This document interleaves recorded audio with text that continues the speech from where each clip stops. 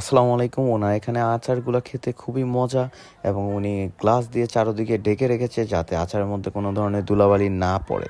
আর ওনারা কি কি ধরনের আচার বিক্রি করে ওনার থেকেই শুনে নিই। বরই, তেঁতুল, চালতা, পাঁচমিশালি, আমের ফলি, জাল, টনিক, পেয়ারা, আমড়া, আনারস, আমসত্তর, তেঁতুলের গোল্লা।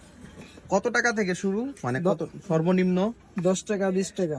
আচ্ছা, আপনারা যে আনারস মশলাটা বানায় দেন, এটার মধ্যে কি কি ব্যবহার করেন একটু যদি এটার দেখান। ভিতরে সর্বপ্রথম হলো কাসন্ত, কাসন্ত, দ্বিতীয়ত হলো বিট লবণ, বিট লবণ, পরে মরিচ, ওইটা মরিচ, জি এটা মিষ্টি রসা, দেখি মিষ্টি রসাটা, ওইটা মিষ্টি রসা, জি সরষের তেল, সরিষার তেলও দেন। জি তারপর হলো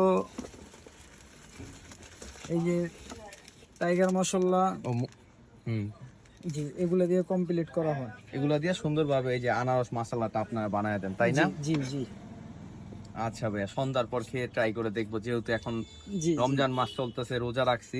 জি জি ধন্যবাদ। ঠিক আছে।